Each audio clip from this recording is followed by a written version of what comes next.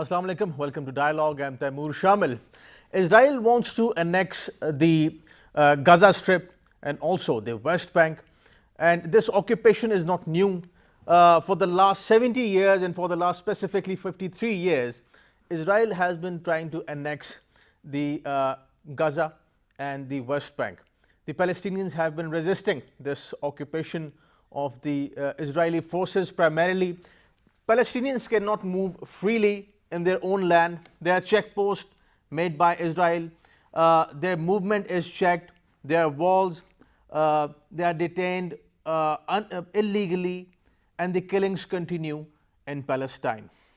In a recent bid, in a recent development, United States, not recent, early this year, United States and President Trump's administration gave a green signal to Israel to continue with its nefarious designs in Palestine, and that would allow immense powers for Israel to do whatever it wants to do in the West Bank and the Gaza Strip. As I said, Palestinians have been resisting it. In a latest development, Germany, France, Jordan and Egypt, they have categorically given a very clear message to Israel that Israel has to stop this annexation. The French President Macron had a telephonic phone call with the Israeli Prime Minister Netanyahu, in which he has asked Israel to stop the annexation.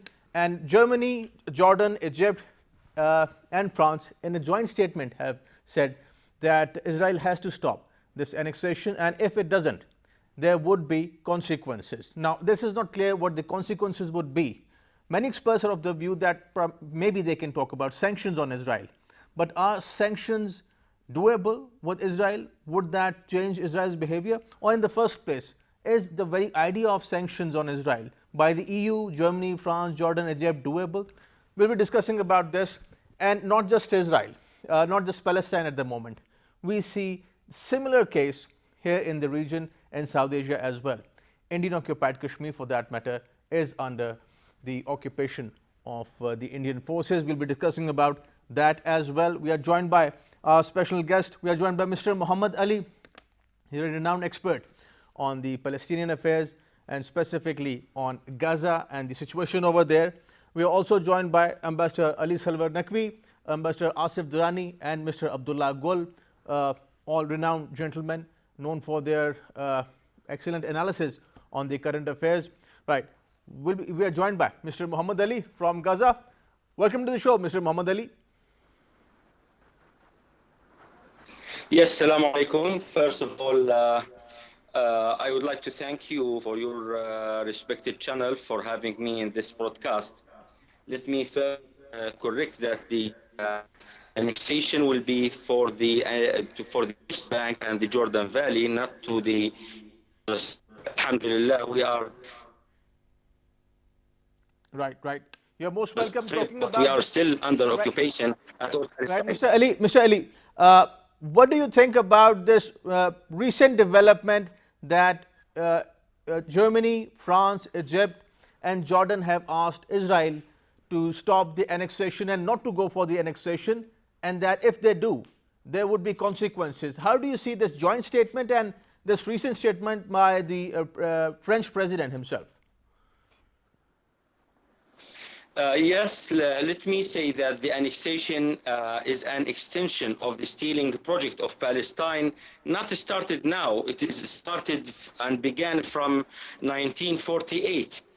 Let me say that also Israeli occupation committed many crimes and violations against the Palestinian people. We are now in the anniversary of the aggression against Gaza Strip, which killing the thousands of people, even children and women and elders and all kinds of life in Gaza Strip. And we have also the siege of the Gaza Strip and many of violations committed against the Palestinian people.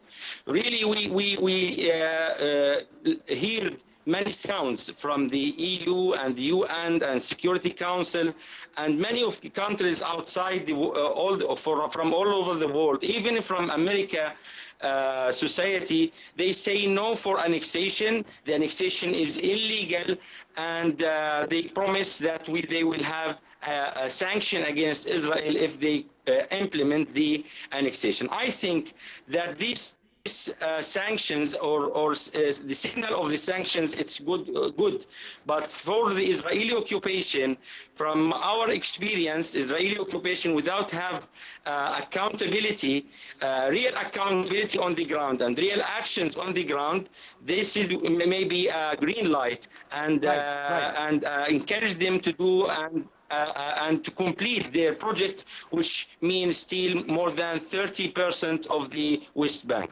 Right. Mr. Ali, what would be the impact of this annexation? And by the way, the green signal that Israel has got from the Trump administration, of course, we know the Jews and the Muslims, they are living together at the moment, even in Palestine, in the Palestinian areas, in West Bank. We see that Israel has been going on for building walls over there. The security situation is precarious. How would people from both sides, they would interact with each other once this situation worsens in Palestine? Yes, I think no one can predict the consequences of the annexation, but the thing which is clear that the Palestinian people will resist and will struggle against this violation with all means. You see, and all of us see, the agreement from Hamas and Fatah movement and all Palestinian components. Now they are in the same side against this violation from the Israeli occupation. Side by side, they will resist this violation by all means. I think the Israeli occupation still use the advantages that they have from the American side and the power from the America, which fully biased with the Israeli occupation. They are speedily doing the annexation because they will not, they won't wait till November, which the election of the America in the next November. So that the Israeli occupation, I think they will continue, maybe in the dark, not under the sun. They will continue as we see the settlement and other violations of the against our people. Today we have the anniversary of the court, the international court, which decided that the barrier wall, the barrier wall and this apartheid wall must be removed. Till now, after 16 years, we have nothing on the ground. So that I think all the... Right. So, Mr. Ali, now, since US has shifted the embassy to Jerusalem, and of course, the message from the Trump administration is very clear. Trump administration wants to impose their own understanding of the issue on the Palestinians. How is that taken, and do you think that this situation would undermine the security of the Palestinians as well of the Israelis? Yes.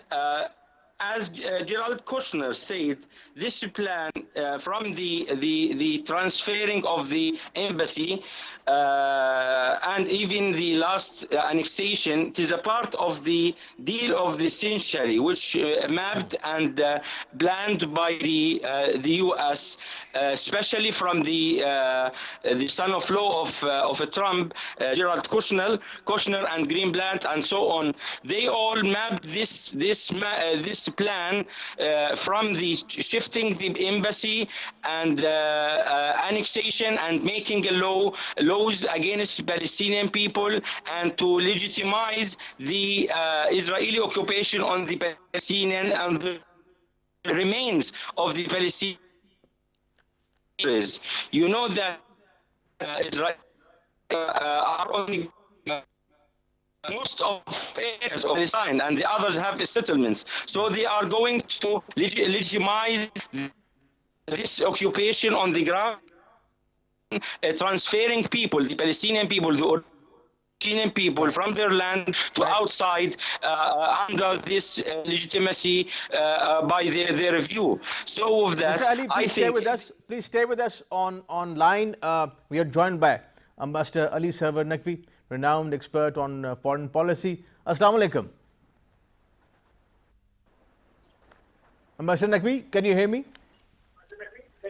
Yeah. Welcome to the show.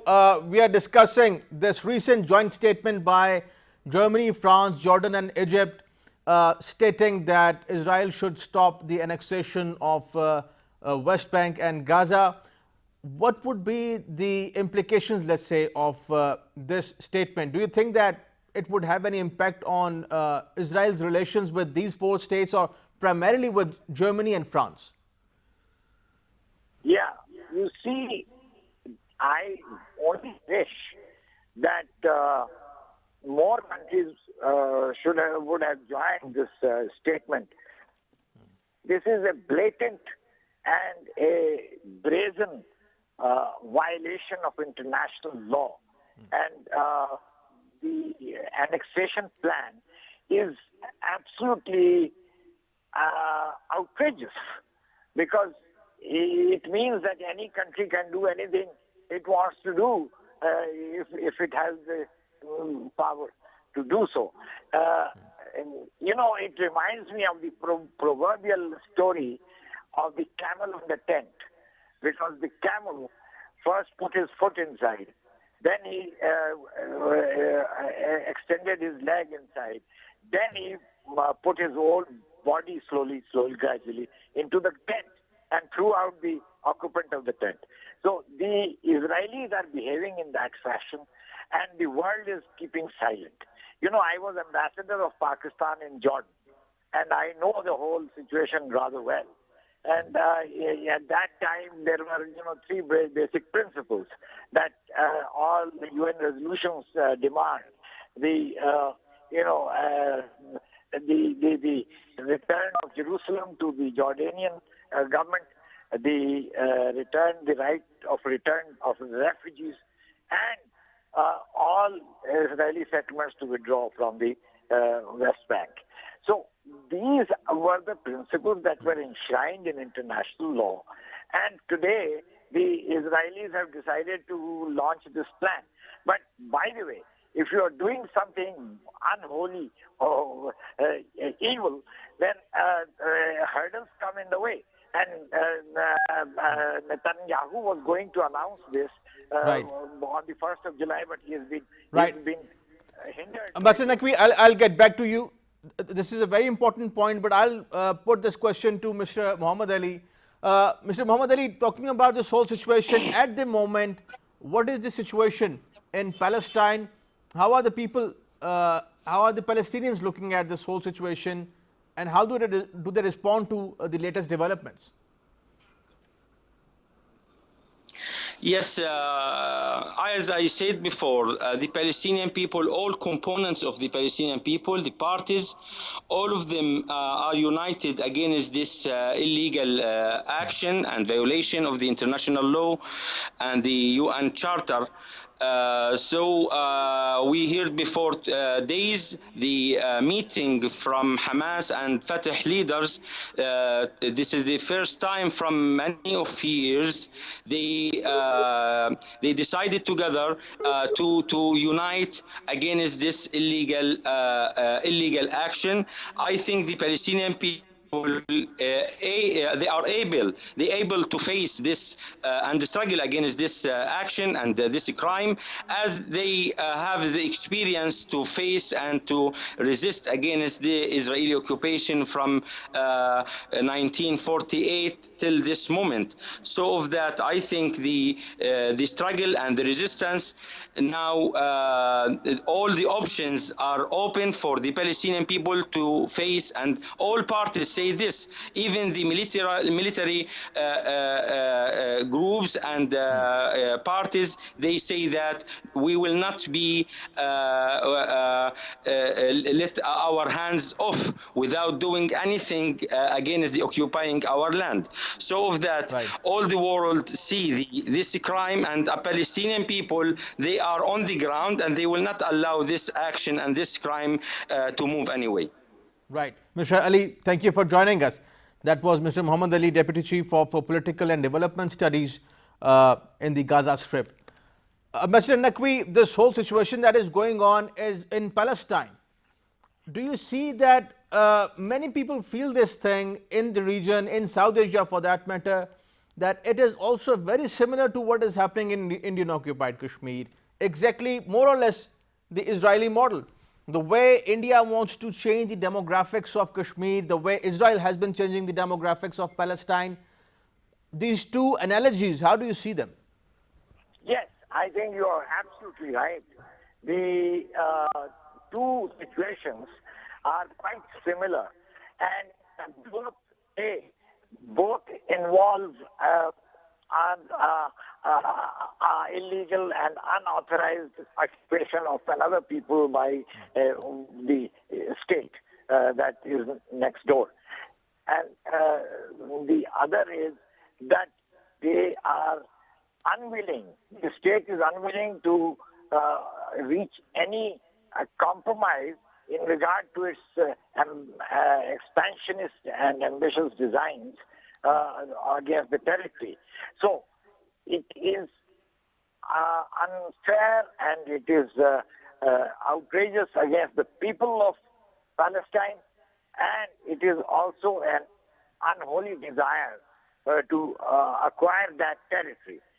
There are two parts to it. The Israelis have already started claiming it to be Judea and Samara, which are biblical names of this entire area of the West Bank.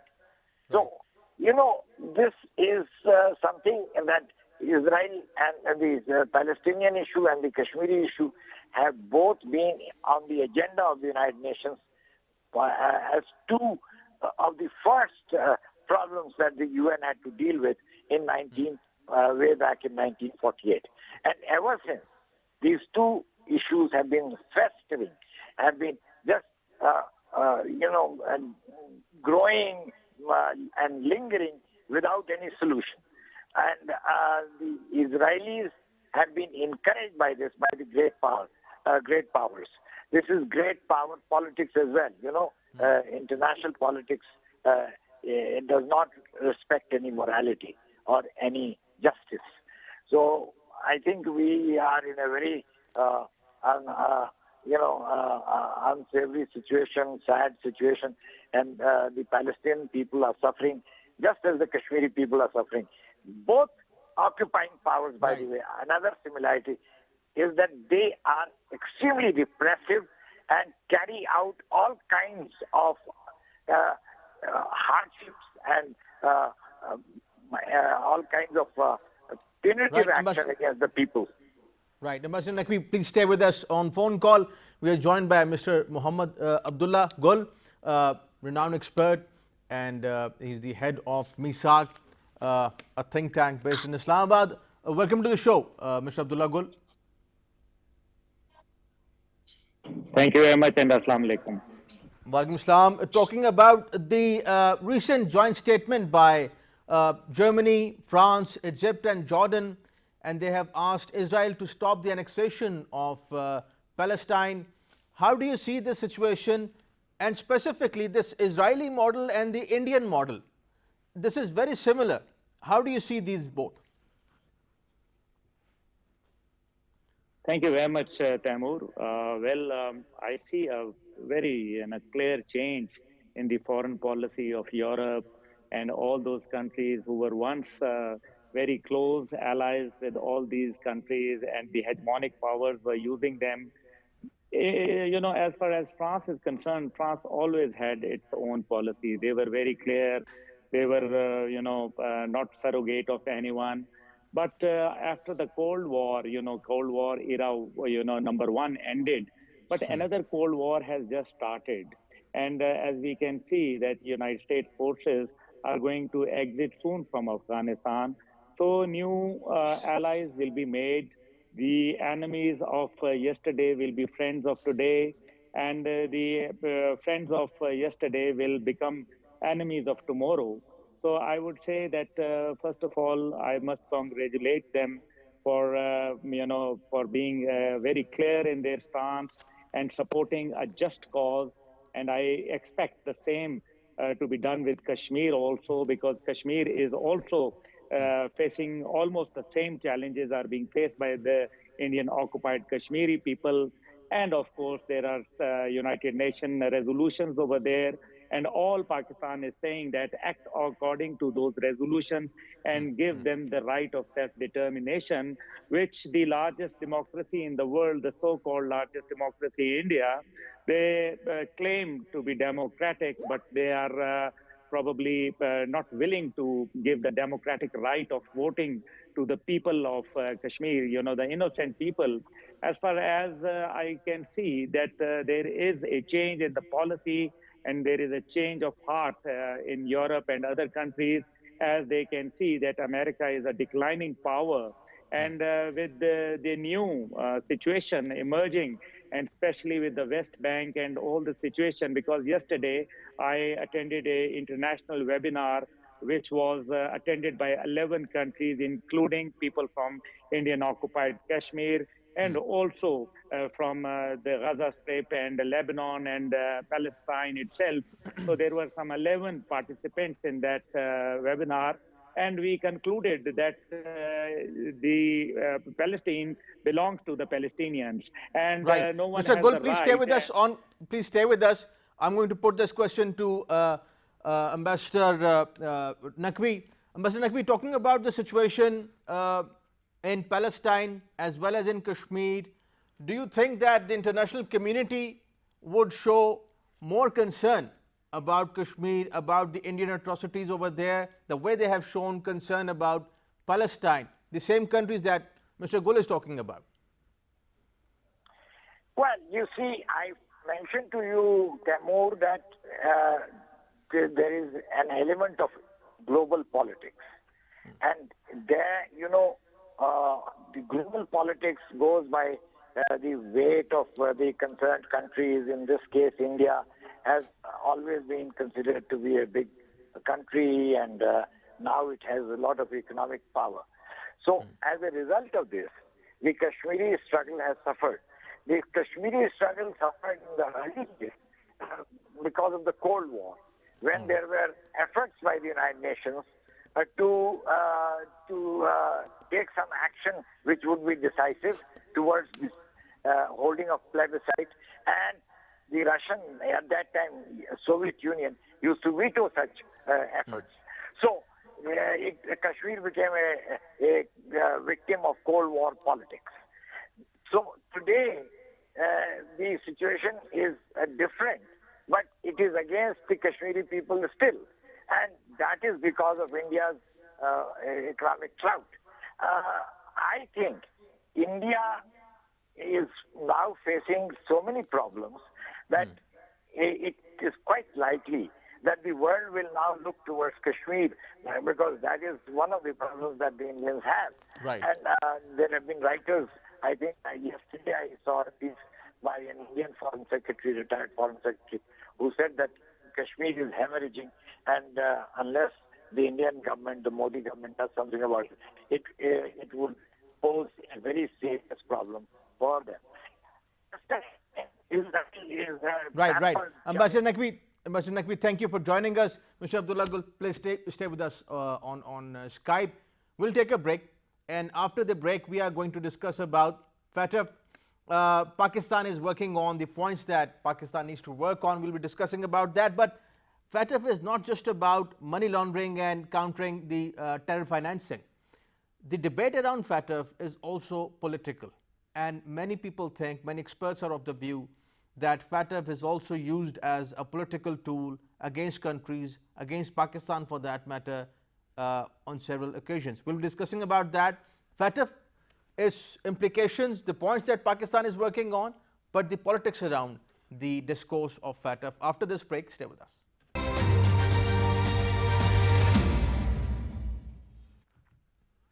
Welcome back. We are discussing FATF, but before FATF, we're going to discuss about today's video message that was recorded by Prime Minister Imran Khan himself and Foreign Minister Shah Mahmood Qureshi, both remembering and commemorating the 25 years of the genocide in Bosnia, in which 8,000 Muslims were martyred at the hands of the Serb army. At that point, we saw that UN kept watching, NATO forces kept watching, but Pakistan stands with the people of Bosnia, and this is also something very important when we talk about Palestine, when we talk about Kashmir, we also talk about Bosnia, because Pakistan stands for human rights and Pakistan condemns human rights violations anywhere. We are joined by Ambassador Asif Durrani, renowned senior diplomat and expert on Pakistan's foreign policy. Sir, Assalamu alaikum. Walaikum assalam. How are you, Tamir? I'm good, thank you. Welcome to the show. Talking about Bosnia, Palestine, Kashmir, these three countries, the way Muslims have been handled in these countries, how do you see that? We have seen recent developments on Palestine, Egypt, Jordan, France, Germany condemning the annexation, Israeli annexation of Palestine. We also saw today the message by Prime Minister and Foreign Minister on Bosnia and what is happening in Indian occupied Kashmir. How do you see this spectrum of human rights violations and Pakistan's stance on it? I think it's a sad commentary when you look at Bosnia-Herzegovina and then Palestine and onwards to Kashmir. Palestine and Kashmir are the longest simmering disputes on the UN agenda. Bosnia, however, situation was controlled because the European Union was involved and Americans were quite actively involved. But after heavy casualties, after heavy human losses of Bosnians, mostly Muslims. But when you come to Palestine and Kashmir, it suffers from the apathy on the part of the big powers, but at the same time, disunity of the Muslim countries, you call them Ummah, which I have my doubt, I'll take it with a pinch of salt, but unfortunately, this is not an Ummah. It's a conglomeration of Muslim countries, and they have their own national interests. That's why you have Arab League, in which Arab League you have 23 member states. Otherwise, they have common culture, they have common language, they have common history, but they are divided into 23 Arab League countries. And when it comes to, even at the OIC, when you talk about certain issues, then Arab League position is different than whatever the Muslim countries want to do that. So in that way, I can say that right now, you have to build your muscles. Whether you are Pakistan or whether you are Indonesia or Turkey, you have to build your muscles. Whether you are Arab countries, you have to build your economic muscles, you have to build your military muscles. But foremost is the economic muscles, because without having a sound economy, you just cannot win. And if you have strong economic muscles, then you can even wait for 150 years like China waited for Hong Kong, or 442 years China waited for Macau. So it's a mixed package. We don't have to be pessimistic about, but at the same time, we don't have to lower our guards. Yes, Taimur. Right. Mr. Gul, talking about these three countries that I just mentioned, today's message, Prime Minister's message on Bosnia, Foreign Minister's message on Bosnia, Palestine, and then Kashmir. How do you see these three and Pakistan's stance on this, specifically when we talk about Kashmir? How do you see the whole situation? Well, Pakistan has always been an advocate of Kashmir and Bosnia. We know that how Pakistan acted when Bosnians were, migrating from one place to another, and the world was witnessing whatever was happening over there. But then we saw that the whole nation migrated. but United Nations never acted according to the will of the people. And Pakistan was the one who invited all the refugees to live over here, and we gave them a lot of respect. And Bosnians, they do remember Alija Izzat Begovic and all those who were there at that time. So Pakistan had always played its role, and very upfront and very I would say in a very honorable way, the way a Muslim state should act. And then, of course, as far as Kashmir is concerned, Pakistan has always been, telling the world, international community, they are trying Right. to draw their attention, and rightly, in this, year 2020, when people forgot about Bosnia. So I must congratulate government of Pakistan. But at the same time, what Ambassador Saab was saying, I totally agree, because he has his own point of view. But I will add to it that only economy cannot achieve those targets which we are thinking of, because Japan is also an economy, and Pakistan was also the Asian economic tiger. But then we lost Pakistan at that time. So military strength and the military muscle should be there, as well as the political backing and support of a political strong government, and then the will of the nation should be blended with all this. And inshallah ta'ala, nothing is impossible to achieve. So in my opinion, we are at least, the whole world has been jolted. But like I was telling you, in the first segment, I would like to add that I called that deal of the century yesterday in the webinar, international webinar, that it is not deal of the century, but it is death to a nation. So this is a Palestinian, this land belongs to Palestine. There is a historical background, there is a political background, and it is not just Muslim specific, because there are Jews living over there, there are, Christians living over Christians there. and right. So, but this land belongs to Palestine. Right, Sorry. right, right. Gentlemen, now moving on to our next topic, that is FATF, Financial Action Task Force. Mr. Hafiz Sheikh has said that Prime Minister's Special Advisor on Finance, he has said that Pakistan is going to meet all the clauses of FATF. But talking about Financial Action Task Force, Ambassador Durrani, it is not many experts are of the view that it is not just about implementing those points, those 14 points that Pakistan is working on, but it is also about a specific discourse that is generated regarding Pakistan. Pakistan is framed in a specific way, and that FATF has been used as a political tool by some other countries who want to pressurize Pakistan. How do you see the FATF situation, but also the narrative and discourse around it? I think it has been played up a lot as far as the FATF is concerned. But when you talk about conditionalities to be met out of 24, I think 14 have been met by Pakistan. It's an ongoing process. You cannot just, it's not a switch on, switch off issue that you will do. For instance, in Pakistan, only 11% people have access to banking. But will you talk about 89% in the country? They don't have an access. So they normally deal with cash. So how you are going to deal with that? And Hawala system is just not, Pakistan hasn't got the monopoly. The whole world, at least our part of the world, when you talk about South Asia and MENA region, Middle East and North Africa, they deal in cash. So this is something which has been discussed, and I think that at the international forum where the FATF is being discussed, and also at the UN Security Council Committee on 1267, when you talk about, those are being discussed. So this is not something, yes, the media, they have played it up. They want, they have their own angle, and they have their own axe to grind. So in that respect, since Pakistan does not have the control over the media, especially the international media, so they can play the ball they want to. But the actual fact is that even the FATF knows it well, that what are the limitations Pakistan is facing. Not only Pakistan, India faces the same. India does not have the coverage, banking coverage to more than 17% of the country. The rest of the country is without banking.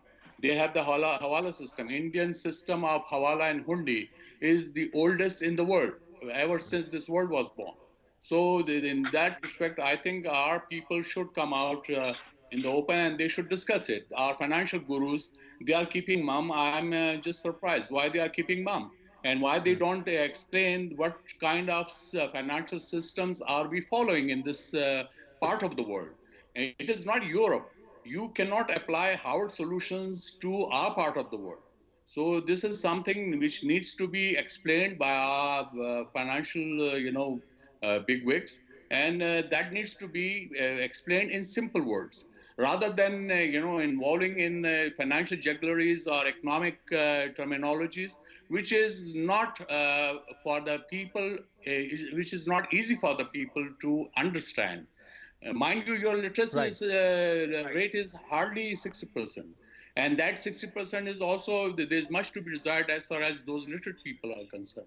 So in that respect, my submission would be, and while I know for sure that 1267 committees and others, how Pakistanis have been tackling with that, that's why being on the grey list is not that bad, which is being projected in the media. The issue is it's a work in progress. And this work is going to be there for some time. But at the same time, yes, I can agree the political angle can go, but at that point, we have our own allies in the FATF, which have actually supported Pakistan so far. And I think they'll continue to support because they know the reason of this whole exercise. And then when you talk, it is the pressure. Right. 1 minute. One Right. moment, Tamur, it's the pressure because of Afghanistan. Now, even Americans are now, in fact, they want to wind up. And that's why I think they have been accommodative. And they will have to. Otherwise, then things in Afghanistan would go further haywire as far as American interests are concerned. Yes, thank you. Right, right. Very interesting, Ambassador Durrani. Mr. Gul, how do you see Ambassador Durrani's analysis? Very interesting, talking about the economic behavior of every nation, talking about Pakistan, India, and the normal practice that has been there for the people economically, but also making it more easy for the people to understand about how do they, interact with each other economically. And this FATF situation, how do you see it? Well, I couldn't agree more with Ambassador Saab. What he said is just the will of the nation, and whatever it is in our hearts, he has expressed wisely. But at the same time, we must go into the history. And since Pakistan was created, and then we were the allies of United States of America, we actually held like a fort over here, and Pakistan was fighting a very covert war with Russia. Then in the 70s, we get into a direct conflict with Russia. And then Pakistan paid a lot of price, and economically and otherwise. And then, you remember when after the 9/11, Pakistan was a frontline state, and Pakistan paid a huge price with blood, with money, with etc. So this is something which should be now acknowledged by the West, and especially by America, that Pakistan is not a normal country. The circumstances are completely different from rest of the world.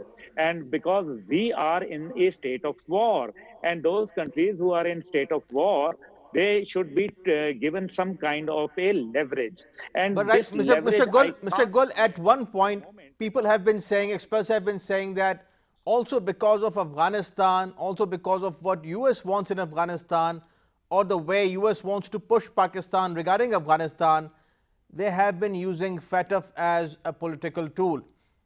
In addition to what Ambassador Durrani has said, do you think that FATF has been used as a political tool against Pakistan, or that has been going on? There's politics around FATF. Oh, well, of course, why not? This is a way of arm twisting. And if you remember, before when the Russians came into this region, and in Afghanistan, there was a Symington, amendment, and then came Pressler Amendment. and then came, CTBT, FMTC, etc., the CWC. So we saw that the names were different, but the orchestra was the same. The tune was the same, but it was just the orchestra which was changed. I would say that yes, it is a way of arm twisting. It is just pressurizing Pakistan. Actually, they want to denuclearize Pakistan. They do not want Pakistan to possess a nuclear weapon, and for that purpose, we have been reading lots of articles in different newspapers in internationally their foreign policies. And I remember when I visited the United States of America, Brookings Institute, this was very clear, and they indicated that Pakistan should be dealt with the economic arm twisting, right. and this is what they are doing. And I think this war on terror, where we participated and we came victorious, alhamdulillah, and we came up with flying colors. So this is the time that the world Right. should acknowledge. The world should not treat Pakistan like all other countries. Pakistan is a special case. Mr. Gul, please stay with us. Ambassador Durrani, now how do you see the situation, Pakistan's situation at FATF and Pakistan's future in FATF, the grey list that we talk about? What are the options for Pakistan now? Well, I think already there's an improvement, and out of 34, it has reduced to 24, and then now it is now 14. So I think, as I said, it's a work in progress. So that's why I said that we should not be pessimistic about that. Yes, there'll be certain questions, queries. There could be certain delaying tactics, but when you have your legislation in place, frankly, there were certain pieces of legislation which were not there, and which should be. For instance, we need to have a paper economy. Right now, we have a state culture. So the state culture, we lack corporate culture, which is why that there are certain things which are being done under the table, and that's why that under the table thing is being used by some unwanted and non-state actors also. So let's face the fact, we have been suffering, for instance, TTP, from where their finances come. They don't handle it to the banks or all that. So those finances, in fact, have been hurting Pakistan. For instance, if there is a problem in Balochistan, how the finances are coming. So again, it's a Hawala or Hundi system which is working. So we have to, address those serious issues we are facing, and we have to have a country based on rule of law. That's not we have to please others, but we have to in fact establish rule of law in this country, and that is very important. Right. This should not be allowed. So I'm sanguine that it will be there. Yes, there will be certain pressures, but Pakistan cannot be ignored for that. Thank you. Right. Gentlemen, thank you for joining us.